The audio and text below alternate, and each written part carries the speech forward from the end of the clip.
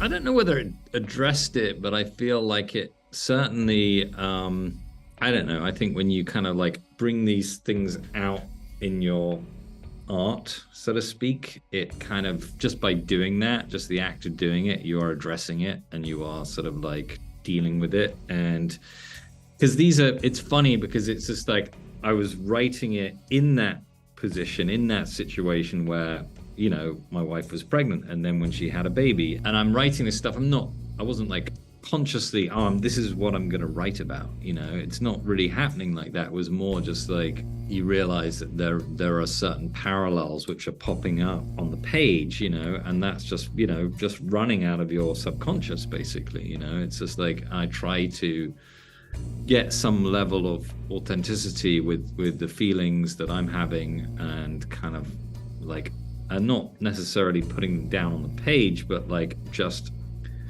I feel like if you're kind of like open to that in your mind, it generally like seeps into the work basically. 3 or 4 years before my father died, you know, and like birth and death, you know, these are the two times which are like the most real moments of a person's life, you know, when you experience that. I mean, they're also really surreal as well, on a practical level, but like you really, they are both things that kind of like switch on certain light bulbs which are kind of like very deep primal feelings basically, which are suddenly like you suddenly become aware of. You suddenly start looking at things in a much larger way, you know. Yeah, which is really kind of great as well, you know. And then you slowly kind of like, as time goes on, you slowly go back to your kind of like narrow daily life viewpoint, but like, and occasionally you get pulled out of it, you know. I mean, yeah, it's there. With the whole story, actually, like, you know, I was very conscious when I was writing it to make every decision and every action feel like it could actually be that way in reality, you know. And occasionally I would like write something and I'd just be like, this is insane, this would never happen. But then you would like, you know, I'd read something in the news about some man who kept 3 children in the basement and you're like, oh yeah, this is America, like crazy stuff happens basically. And like, so there's always this decision-making process when you're writing, and you're like, and that's it. I'm just like, well, you know, and that goes into the characters as well. And like, you know, what would this person do? And I wanted to make, so with Scott's character, I wanted to make him somebody who was, you know, I didn't want to give a lot away about his life. I tend to favor films that you just kind of drop into somebody's life and you learn about them, how they, through their actions, as opposed to like them telling you a bunch of backstory, you know. And I also wanted to make him somebody who was not necessarily the nicest guy as well. He's not like a terrible guy, but he's just a, you know, I think that he's somebody who I saw him as somebody who back home, you know, in his previous life spent a lot of time actually trying to get away from people and was like socially withdrawn. And so it's ironic that he ends up being in this situation where he is forced to be away from people, and that then he kind of like wants to go back to that, but then he starts to kind of like think, well, what is it that I'm really trying to get back to, you know? And then with her, again, like, you know, the easy, the kind of, well, I'd say the obvious way is to make her this kind of like feral, you know, wild woman down there. But then I just thought, well, you know, yeah, sure, she could have gone feral down there, but maybe she couldn't, maybe she wouldn't, maybe her actual instincts are to be kind of like her version of normal or whatever, and to learn and be curious, and like she doesn't have to be feral. She could still, you know, have a good brain and want to learn, and she could still be pretty and communicative and, you know, care about, like, I wanted her for, and that goes through her character, like even her the house that she lives in, it's a shack which has been put together out of like stuff which has been kind of like discarded in the desert and dragged over and thrown over the edge and put in the house, but at the same time, you know she takes care of it, she looks after it, she cares about her appearance, she cleans herself at night, she doesn't want to smell, she's just like, she's, yeah, I just wanted to I just also think that obviously also works better on a level of like entrapment if she is more alluring, she's not just a kind of like wild beast, she is somebody that, like, Scott's character spends enough time with, he begins to view her with a different mindset. Actually, she didn't get pregnant until, I believe, after the film. So it was funny because, like, when we were like shooting scenes with her and this child, I felt like there was a kind of like slight awkwardness there, that she wasn't really used to that, and she asked me a lot about parenting from my side, but she didn't really talk about it on her side. She's quite a private person as well.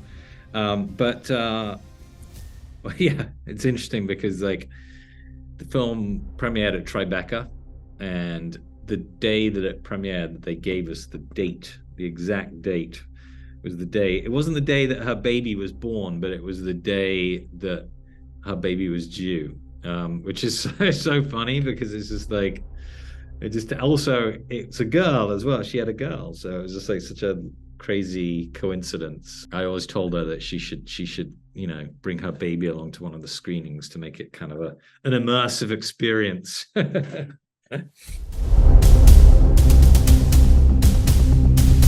I would say it was, I mean, you're actually the first person who's brought that up to me. I will certainly bring that up as a reference, because obviously it's a favorite of mine as well. I mean, both the film and the book I'm a big fan of. I was fascinated by that film when I first saw it. In fact, it was like, I think it was the first date film I had with me and my wife, funnily enough, which is a really weird, crazy date movie. So, it was an important film for me, but like at the same time, I watched that film and to me it's like a perfect film, and I'm just like, even though a lot of people haven't seen it and stuff, I just feel like, I would never want to like feel like it would never need a remake or anything like that, a Western remake. And so, but I loved the premise of it, and I think, when I was trying to get this film together, I was thinking about ways to contain a story, and that came to mind. But at the same time, again, I was just like, well, I don't want to do a remake of that. And then, some years later, I when my wife was pregnant, that was when the idea came together, and I was just like, well, maybe there's a way I can marry these two things and do it in a way that feels like it, it honors that, but at the same time is a different film, and I can move it in a direction which is far enough away that it leaves that behind, and they're two separate entities. But like, of course, it's I'm inspired by so many different types of movies, and that is one of them. But obviously, that's the most obvious one. Yeah.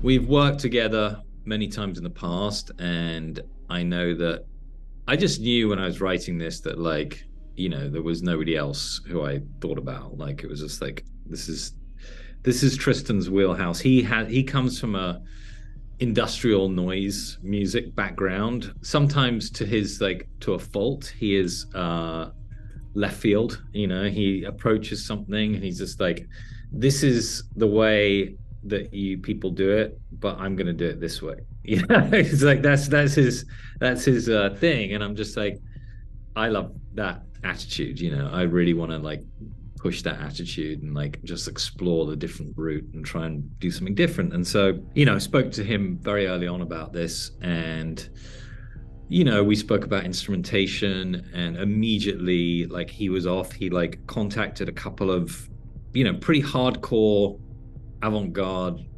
musicians, one in New York and the other one in Cologne in Germany, a previous member of Neubauten, the band Neubauten, the noise band Neubauten. And he went and did these recordings with them. And in fact, with him, FM Einheit, he's called, he did like, he works primarily for that. He was working with these giant springs from the suspension of trucks, you know, where you hit these springs. And so it was just like he went and recorded this collection of sounds and then started putting them together into something a little bit more melodic and soundscapes. And we had a, you know, maybe like, I don't know, 20 pieces of music before, you know, we even began casting the film. You know, it was like really, so we always, which was great, because once the film was cast, and Kate and Scott,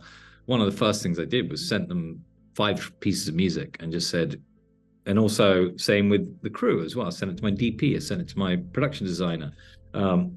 Just like, listen to this. This is the world, you know, here's the script, here's the sound, you know. And so immediately people can get a sense of that. And I just, you know, knew that like Tristan was right, because he can like conjure a sense of dread and foreboding like nobody else, you know. And it just sounds unique. And but then I also knew I wanted to like temper that with something warm and beautiful and mothering, you know.